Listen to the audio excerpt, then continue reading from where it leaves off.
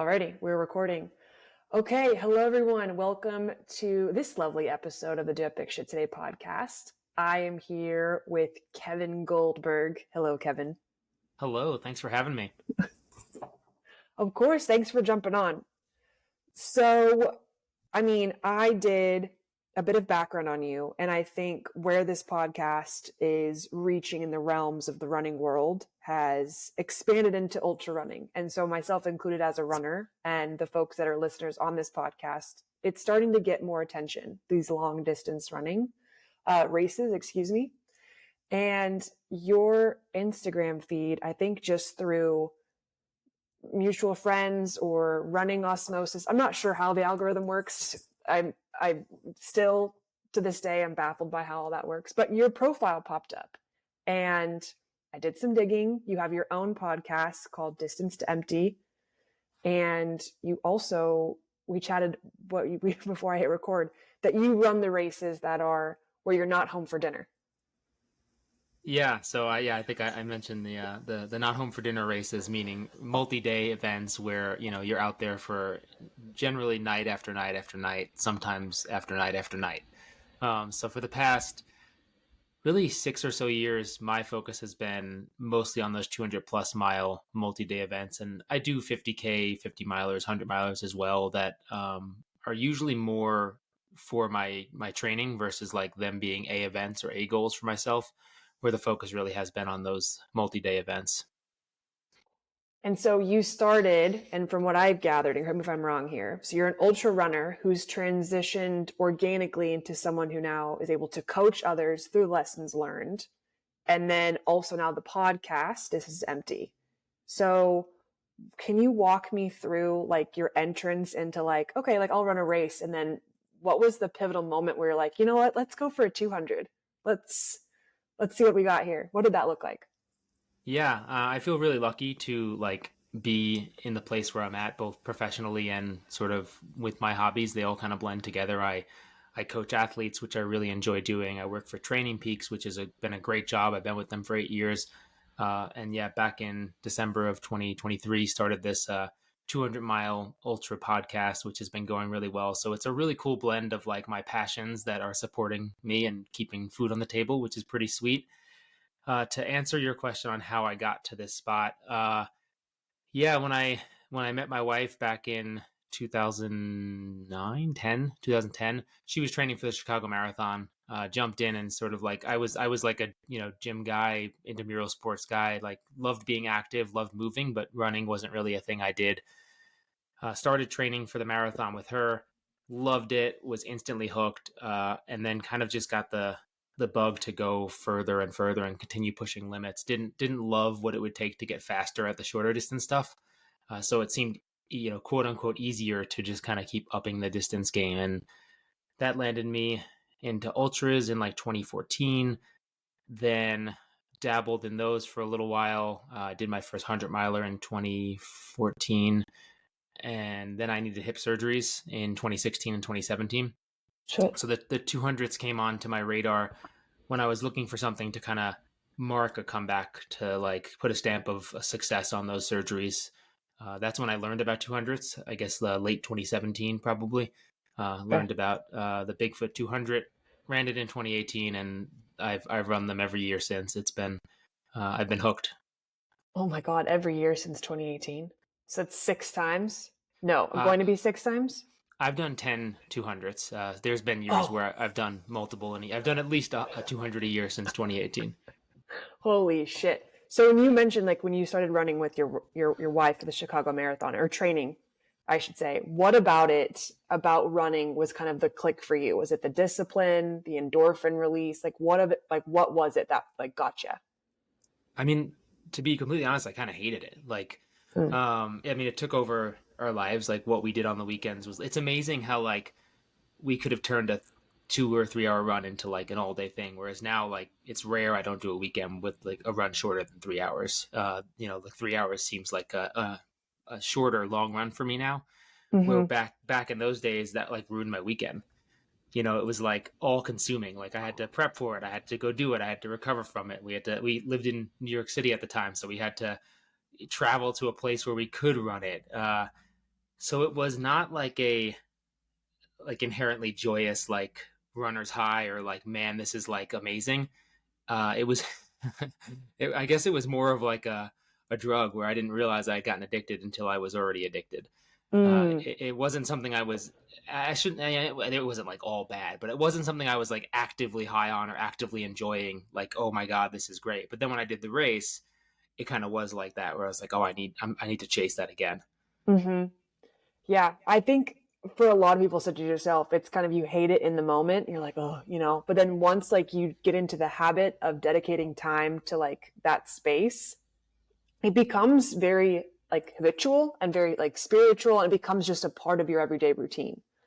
I can't even That's imagine crazy. like, I mean, yeah, who knows? There will, likely there will be a point in life where running isn't as big a part of my life. Like I'm sure that's true for most people, but it's become such a routine now that it's not a question of like if I'll run. It's just like it's just what I do. Right. I like that. So you mentioned, and I just make sure I got this right because I have it in my notes, that your first ever ultra 200. We'll start with that. That was That which was one was that? Bigfoot in 2018. Bigfoot in 2018. So from that point forward, it was kind of the comeback for you. So you've done the Triple Crown of 200s, which is Bigfoot 200, Tahoe 200, and Moab 240. Have you done those all in 1 year? Yes, in 2019 I went and did the Triple Crown, which there's been different iterations of the Triple Crown. Mm-hmm. I would say that the way I did it was the most difficult because there was only about 3.5 weeks in between the races. It was Bigfoot was in mid-August, Tahoe was in mid-September, and Moab was in mid-October. Now they're almost 8 weeks apart each. So there is, I Mm-hmm. mean, there's other challenges there too. You do have to like sort of train in between the races, where I had the luxury of kind of just being able to sit on the couch in between races. Mm-hmm. So there's some challenges that go along with that, but ultimately having 8 weeks is easier in my opinion than having 3.5, because Tahoe Yeah. has now been moved to June because of fire issues in September. Bigfoot is still in August, and then Moab is still in October. So it's a little more spaced out now. But yes, in 2019 I did the Triple Crown, Tahoe 200. Bigfoot 200, Tahoe 200, and then Moab 240. So from that 1 year, because this is where I think it's so fascinating because you mentioned like not wanting to get like when the transition from marathon to ultras, like you weren't necessarily interested in like getting faster. You wanted to see how long you can endure. And I think that's kind of like that's where I am as well. I could give a shit if I'm faster. I want to see how long can you sit in the pain. So from signing up to the oh my gosh, just three. What was your body? How was your body recovering from that? Was it at all? No, it was pretty rough, and I have had no desire to do that again. Okay. I have done 200s in a calendar year again, but I really like this year. It's looking like it's going to be one, and one is really nice. I don't. I might do two next year, but I don't think I'll ever do more than two again. Who knows? I mean, we always say those things, and then we go and do Yeah. crazy shit. But it was really hard. There wasn't enough time to recover. By the time I got to Moab, I was pretty grumpy about the whole thing. Didn't really enjoy Moab.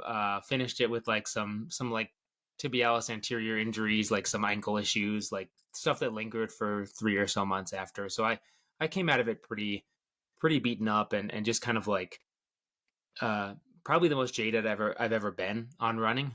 Mm-hmm. And I bounced back and it I shouldn't say it helped, but it was interesting that that was the year. The next year was going into COVID, so Oh yeah. there weren't as many races. So it was almost like a forced reset or a way to a forced shift on how you enjoy running, because I had to like go do my own thing and play in the mountains and sort of like pivot to where my focus was. So maybe that was a blessing in disguise. But by the time races opened back up again after the Triple Crown, I was jonesing to go and ready to get back on. Yeah, I feel like COVID did that for a lot of people that had already been previous runners, was it allowed you to have that space to like either like to fall in love with running again because it wasn't about a time. It was like kind of rediscovering why you were running in the first place because there weren't other than like the virtual races, there weren't any races going on.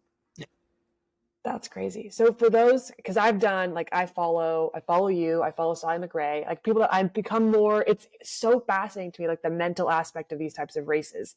So walk me through like the type of race that a 200 miler is. Like, is it taking you a day or two? Is it taking like on average? Like, what does that look like?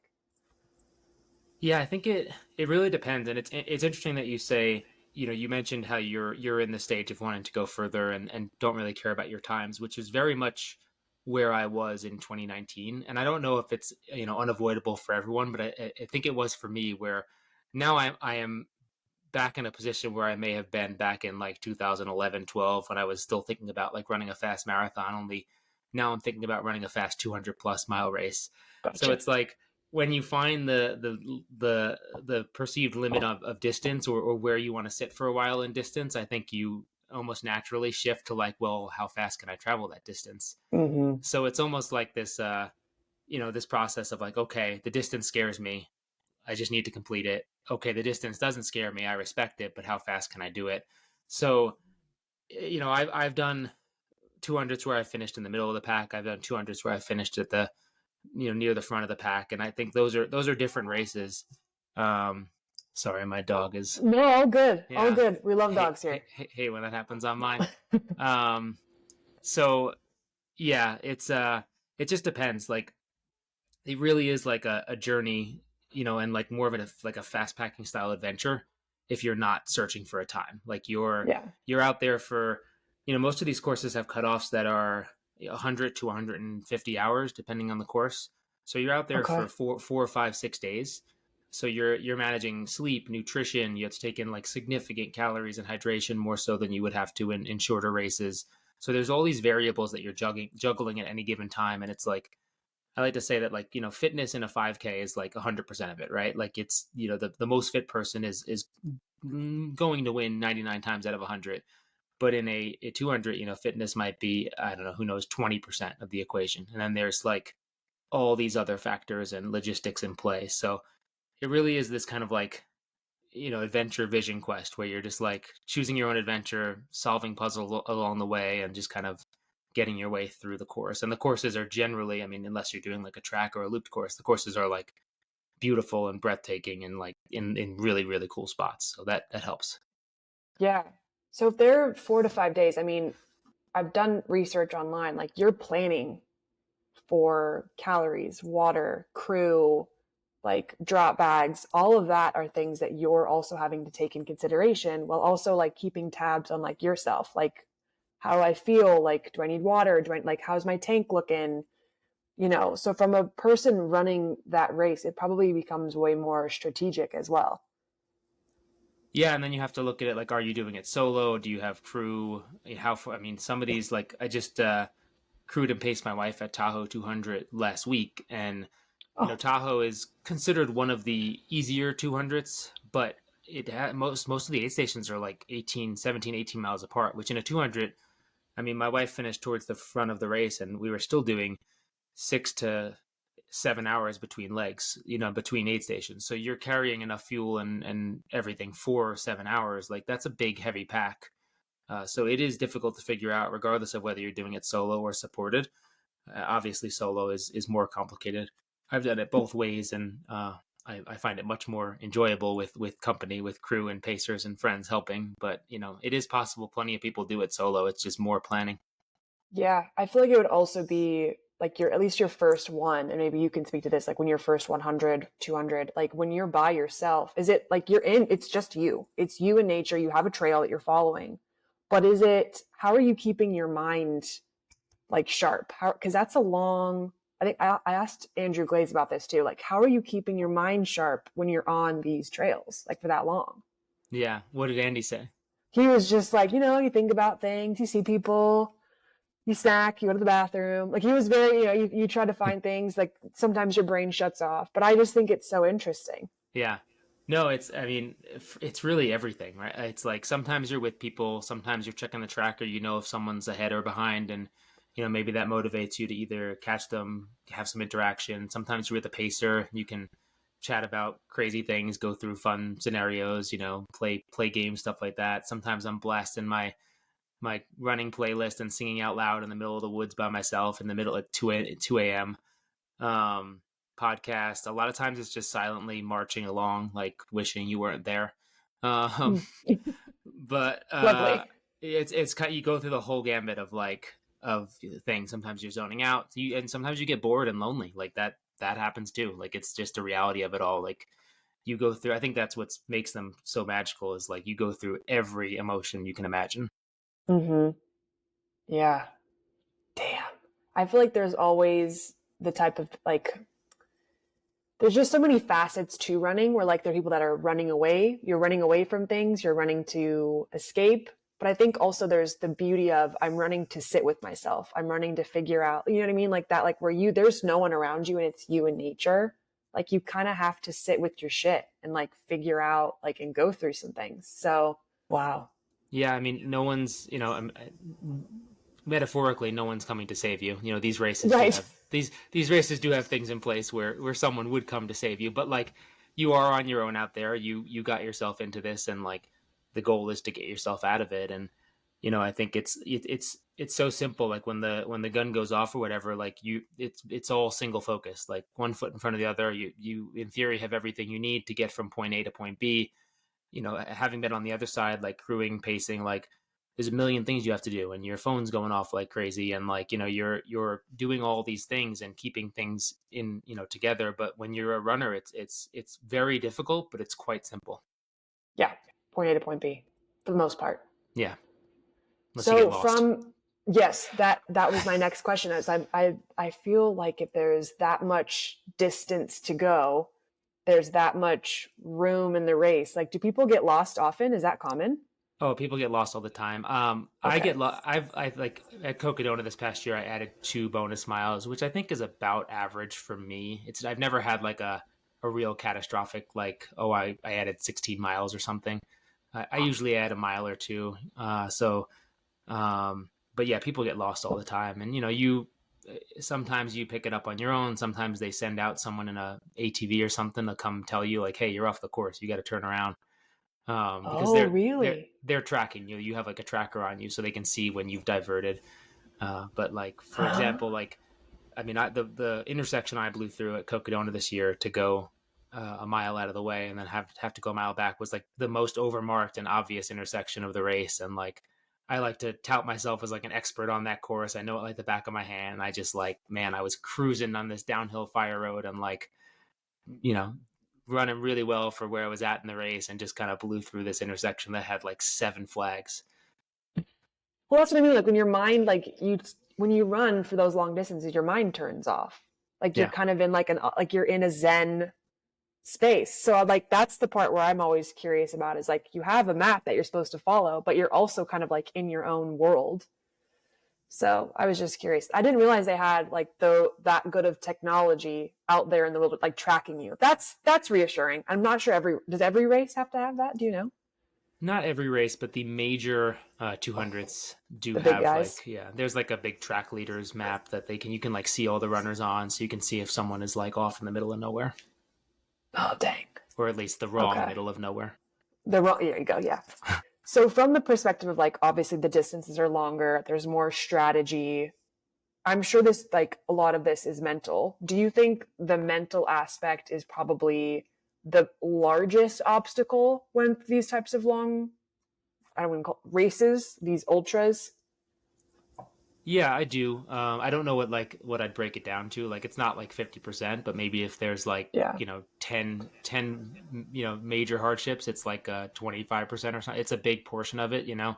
I think most DNFs are probably fueled by a weak mental game. There's another reason like that the stamp is going on. Like, oh, it was my feet, it was my this or that, or I brushed up against cutoffs. But like, if the mental game was stronger earlier, maybe they would have never gotten to that point. Is my guess.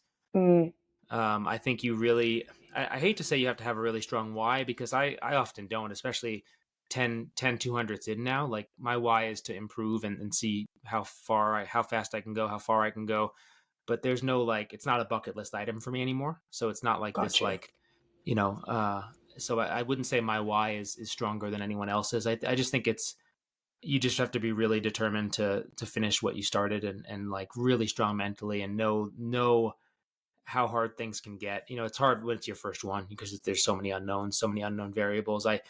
I coach a lot of athletes who, you know, when they do their second 200, it's just such a different experience because they have an idea of what they're up against, and that helps so much from a mental perspective because you just don't know Yeah. what you don't know. But yeah, I mean, I always like with my athletes, I spend a lot of time just stressing like these are all the things that could go wrong. There's 100 things that could go wrong that we're not going to talk about because we don't know. And you Hmm. really need to prepare for how you're going to react when X happens, not like hope that it doesn't. Right. What are some things that like you've noticed on how to gain mental strength, like gain mental toughness? Or is it just kind of like sitting in the shit and just owning it? Like how do you get mentally tougher for these types of races? Yeah, it's really hard to train that without doing it. Yeah. And it's hard to put yourself like you're never going to be able to put yourself in a night 3 200 scenario without being in night 3 of a 200. Like you like, Right. and it would be detrimental to do so. Like that's just not a thing. So it's really hard to do that. I think the more of them you do, the more ultras you do, because you can get there in like say a 50K. If you run it really hard and you like turn yourself inside out, you can like sort of simulate that sort of, you know, hard, that type of hard. Um, but it's really hard to get to that point without doing these things. So I think experience is a huge factor, but you can like, you know, by listening to others and hearing about their experiences and sort of just envisioning what it will be like, and then kind of, you know, sitting with that, spending some time reckoning with that and becoming okay with how hard it could be, I think helps. You know, it's not better Yeah. than sitting in reality, but it's better than thinking it's going to be unicorns and rainbows out there and then being like, whoa, this is What the fuck did I sign up for? yeah. Yeah. I mean, because I think a lot of people do that. I think, you know, people, they get so excited that they build this up to be like this magical, fun thing, which there will be parts that are, and there will be lots of parts that are in retrospect, but there's going to be a ton that is not that in the moment. And if you're not Hmm. prepared for it, you're going to be like, well, screw this. Like, this is too Yeah. hard. Yeah, I mean, you see a lot of these races starting to become more on. It's how I found out about ultra marathons. Originally, it was like I saw UTMB in France. Like you see this, like this. That's a tough fucking course. Like I've never run it, so I don't know truly personally. But like you look at the logistics, but then you also see these like beautiful videos of like peace and tranquility, and like I'm sure it is. But like, dude, that's still 100 miles that you're climbing and running like that. And I think sometimes people get sold the image of what it could be out there, but mentally, there's way more work to be done than just hitting like register for a race. I feel like you got to be ready. Yeah. And, Oh, and you have to yeah. be ready, not just ready like physically and trained, but ready to suffer for a long time. Like you have to, Yeah. you know, like I'm always super excited about these races, but I'm equally scared and intimidated. And the what I'm scared of and intimidated by changes. Like this past one, it was like I knew how long I was going to have to sit in discomfort to accomplish what I wanted to accomplish. And to be honest, I went soft at times and lean, you know, got made it easier for myself, because you can make it easier out there. You can go slower, you can take longer breaks, you can sleep more. I didn't do the last thing there, but you, which actually that could go both ways. That could make it easier. Yeah. Um, but yeah, you just have to really sit with how hard it's going to be, and come to peace with that, preferably beforehand, not during. Yeah. So you mentioned sleep, and with these types of races, 200, 250, 240s, that's not just one night without sleep. That's multiple nights without sleep. So how did you get your body? Is your body used to that? Like, do you still have to have like you pounding Red Bull? Like, how are you staying awake while exerting yourself too? Like, how does that work? Yeah, I mean, I'm still trying to figure out sleep 200s in. It's very personal for everyone. Some people sleep on night one. Some people push through to night two till they sleep. It's one of those things that, again, you can't really train, and to do so would be detrimental to recovery. So Mm-hmm. it's something you generally experience out there. You know, everyone has a sleep plan. No one really sticks to that. I do take a lot of caffeine in. I have a funny like text message thread of my dietitian friend from 2 years ago during a 200, where I texted her like, "Hey, my friend's wondering how much caffeine he could safely take like hourly for the next 6 hours, and she was like, "Oh, how much does your friend weigh right now?" And I was like, uh, and it's pretty incredible how much caffeine you can take for short periods of time. So I've pushed those limits, whether it Uh-huh. be caffeine pills or energy drinks. I typically save that for towards the end of the race. Yeah. But I am sleeping, short naps here and there, 20 minutes. I think this past year at Cocodona, I slept twice, once for 20 minutes, once for 50 minutes. And it was, that was not enough. Like I should have probably slept more. I'm not I have a hard time falling asleep in these races. Some people, like Yeah, I my wife, bet. my wife just did Tahoe and was like a champion sleeper, like was able to like turn it off and sleep immediately anytime she wanted. So that's a huge benefit in these races. But yeah, Yeah. sleep is a big hurdle for a lot of people, and something that people are still figuring out at this distance. Mm-hmm. Because I've seen, just out of pure curiosity, how that works. Because I think you're right. As you experience, you also have to know like what's going to work for you. But you have like it's not a matter of like, oh, I can push through. Like, are there people who will go 4 days without sleeping? Like, can people actually do? Is that possible for humans to do that? I don't think so. I'm not, I'm Yeah. not sure. I don't have like the medical answer there, but from what I've seen, there are people who finish these races in the high 50 hour, low 60 hour range who occasionally will push through with zero sleep. Even at that time, most of them are doing, a few like 5 minute power naps on the trail, Mm-hmm. Okay. which is more than nothing. But if you're doing sub 60 hours, that is going to be like less than, significantly less than 3 days. So it's 2 nights without sleep. You're finishing on that third day. Okay. I don't really know of any people who have pushed through a full third night without sleep. I'm sure it's been done, well, a couple of times, but I don't know of anyone who's pushed through a full third night, let alone a fourth night without sleep. Gotcha. So And I, after you've done like a 200-mile race, recovery wise, are you like I know your adrenaline's going still. Are you able like do you have to also take time to like okay, I have 3 days of just full recovery of not moving or moving, but like not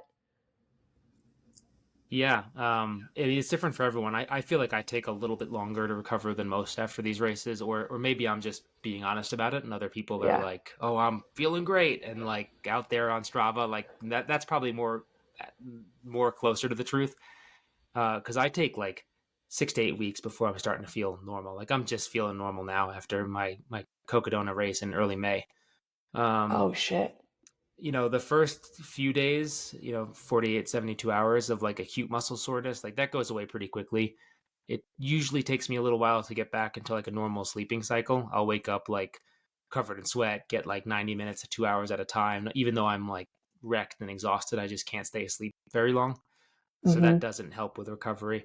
And then it also like the last few 200s I've done have been like Cocodona and Tour de France for a few years in a row now. So there's always so much going on after the race, and I'm very much like push myself to like enjoy the other things, like go hang out at the start finish area. So like that doesn't help with recovery either if you just like continue to push yourself to stay awake and be active or move around a lot, or maybe the movement might help a little bit. But long story short, recovery can be pretty rough, and Yeah. uh and it takes me a long time before I feel like my resting heart rate variability, sleep, things like that are like back to baseline. Yeah. Do you have a like all right, I've just finished a 200. This is my post race meal. Like do you have one of those where it's like you have meticulously you know what you want? Not really, but like one of my favorite things about these races is like eating after them. Yeah. uh it's I, But I find that like it's not that I can eat like more than average in a single sitting, but like I am like legitimately having two breakfasts, two lunches, and two dinners. It's like I'm like starving every couple hours. So as I mean, I love eating, and now I get to literally eat like double of what I normally eat, twice the meals. So like for Cocodona, the past 3 years, like finishing Flagstaff, I have been going to the same restaurants for a few years in a row. So it is like you know, there's not one meal in particular, but it's like I'm like everything in sight. And like this year, my last big meal during the race, my wife brought me and my crew brought me what was it, like chicken and rice, teriyaki chicken and rice at the last aid station. And it was just like, it went down so good. It was amazing. And like after the race, I was like, where'd you get that? We need to go there for dinner. So we did. I was able to like enjoy the same meal, but not like shoving it in my face and trying to get Yeah. out of an aid, like, like in a race. So it's, yeah, eating is one of the many joys of 200s. One of the few type 1 fun you can have in a 200 is eating a bunch of amazing food. Yeah. And I feel like you have to, at some point, like the gels can help, but they only get you so far when you're going that far of distance. So like actual whole quality, legit food that you can digest is at some point going to be necessary. Yeah, for sure. I mean, I usually am like gels and stuff like that more on day one, and then shifting more towards like real snacks and food and meals and stuff. Yeah. So as someone who's done, you have, obviously you mentioned you have an impressive resume of races. Well, I think it's impressive resume of races in your back pocket. What made you want to transition from a runner or runner solely to being a coach of the ultramarathon space? Yeah, so when I moved to Colorado in 2015, my wife and I moved here without jobs. We just wanted to come out for the mountains, for the trails. I took a job as a mail carrier for about 6 months, so I was delivering mail and looking for jobs, and I was getting coached by a coach on a platform called Training Peaks at the time. So I was aware of Training Peaks. I knew what they did. For those who don't know, Training Peaks is like a platform of software where coaches and athletes can work together on. Sort of like the easiest way to explain it is like a Strava, but more for data for coaches and athletes, less for social. So Training Peaks is based in Boulder. I applied for a few jobs and just kept reaching out to them like constantly, being super annoying, and finally got an interview for this job managing their coach match program, which is essentially like their coaching program. Like they have coaches, they get athlete leads, and I was managing that. So I'm still doing that to this day. And shortly after that, so I've been coaching for nearly 9 years now. I started coaching ultra runners. That was before I was running 200 milers myself. So at the time, I was more focused on just general ultra running athletes. Now I've kind of shifted my focus where I still have people training for all ultra distances, but my specialty and where my passion lies is coaching people for 200s. So it's, just last week at Tahoe, I had 3 athletes running. At Cocodona this year, I had 5 athletes running, and I would call them during the race while I'm running the race. Like it's just really cool to be a small part of their journey and let my experience and education as a coach and as an athlete doing these events kind of help them along their journey. Yeah. Wow, that's so cool. That's such an organic, and I love that you use the word, like you were like, I just kept reaching out, even if it was, you mentioned annoying. I've done that too, where it's like, hey, I'm super interested. You're either going to answer me or I'm going to keep on asking. So yeah. That's great. I'm just trying to properly put into words, because as someone who's exploring the long, like the 50K, 100K, the idea of being on a race or in a race that's 4 to 5 days in the wilderness, you have crew by yourself, you do have a coach. So you've pretty much not dipped your toe, but you've pretty much been involved in every realm of the ultra racing for the most part. What do you see now that you have coaching in your tool belt as well? What do you see as something you'd want to add as, I guess, to the running space? And you also have a podcast as well. So you're around the clock in the ultra running world. So what would you add to, I guess, your tool belt? What would be something you want to do in addition to what you're doing? Yeah, that's a great question. I keep pretty busy. I love the things I'm doing, so it doesn't always feel like work. But my wife will be the first to tell you that if my athlete texts me at 9 p.m. on a Sunday night, I'm generally answering. It doesn't feel like work, because they all feel like friends and people I'm stoked to help. So sometimes I think I'm busier than I feel like I am. But one thing I've really enjoyed over the past few years that I would love to get into more, and if you're listening, Aravipa, please let's make it happen, is I've helped with the live stream a little bit after Cocodona for the past couple of years, gone on and hosted small segments after the race. And it was a blast. I'd love to get into more of that. I mean, it's kind of goes along with the podcast side of things, but hosting at live events or like commentating at live events has been really cool. And I feel like if I can do that, well enough, less than 24 hours removed from running 250 miles, then maybe I could be even better if I was like well rested and had sleep. Yeah, totally. Oh, that's so cool. Do you think they'd ever want to have like, yes, like end of the race commentary, but like, do they have commentators that are, providing updates at aid stations and running with runners while during the race? Like, does that exist? Yeah, it's pretty amazing what Arabipe has done for many of their races, but especially at Cocodona 250. Like they have a live stream going from before the race starts till the very last finisher, and it's like they have people in the field with drones, follow cams. They follow in every runner from the last 2 miles all the way to the finish line. They have a offsite spot in Flagstaff where they're doing like round the clock commentating from. So it really is an impressive feat, and it's been really cool to be part of like a very small part of that for the past couple of years. Yeah. Wow.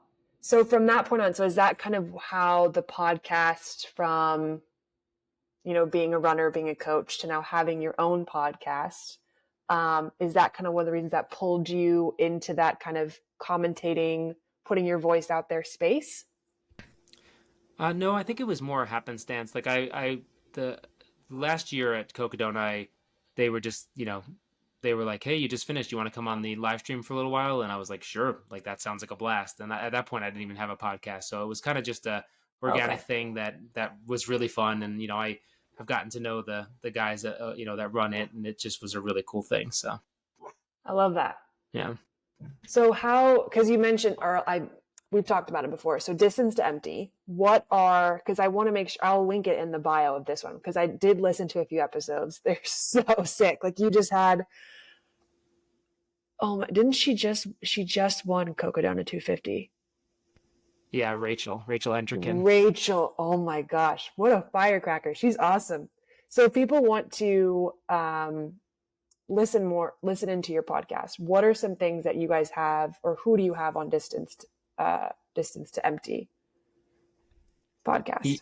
The things we pride ourselves on is like we had the winner of Cocodona 250 on, but we also just had the DFL, dead effing last runner at Tahoe on. So like we have people from all parts of the race, like winners and then very back of the pack. We have dietitians, we have race directors, we have physical therapists, all people from all parts of the sport. But the one common theme is it's all like all the topics are related back to 200s.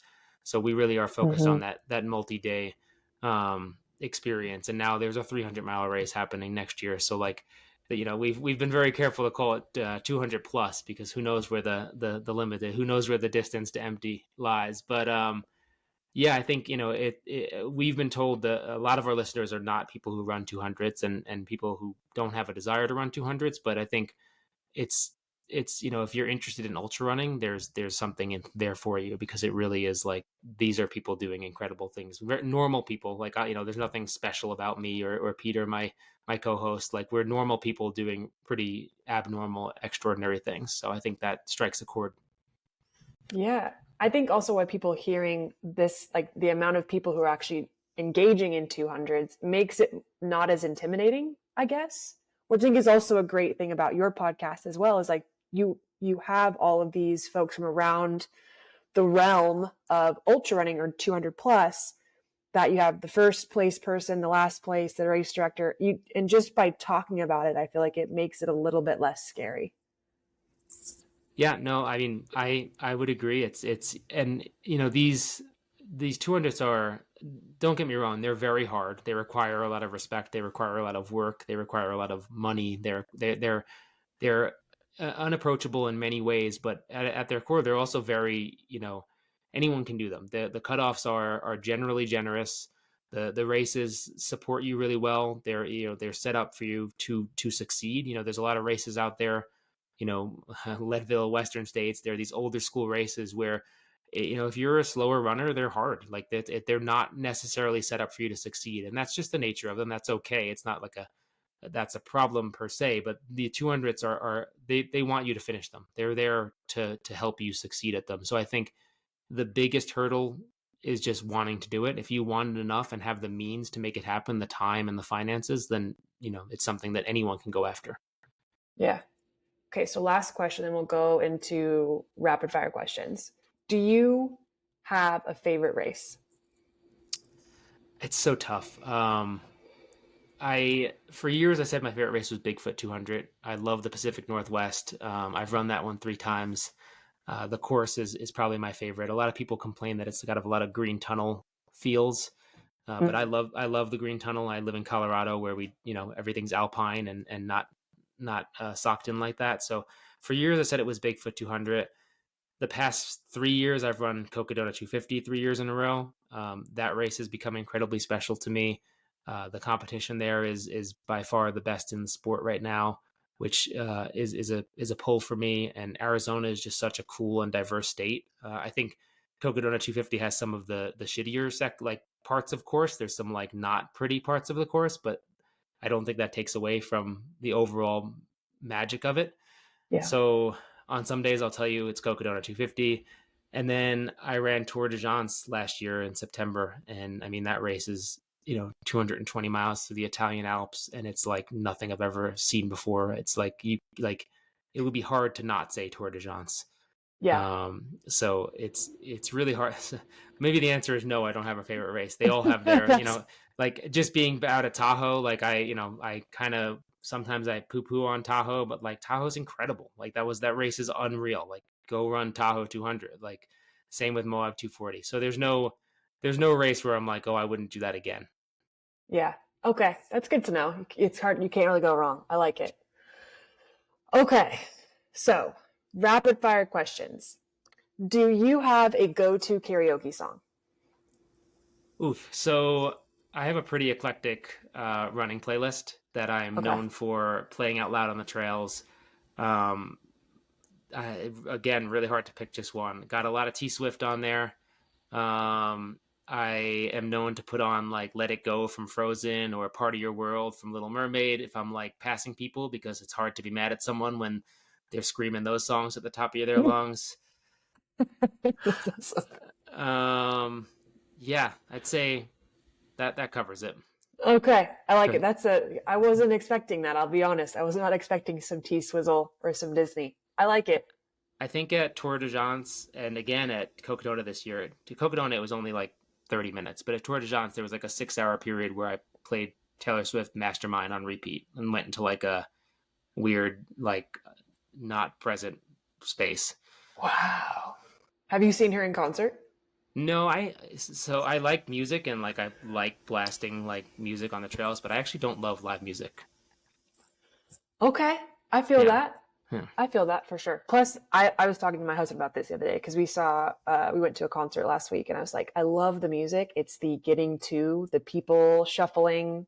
It's also that it takes away part of the magic, but it also could be dependent upon who you're seeing, a performance or a concert. Yeah. Okay. Favorite all-time snack?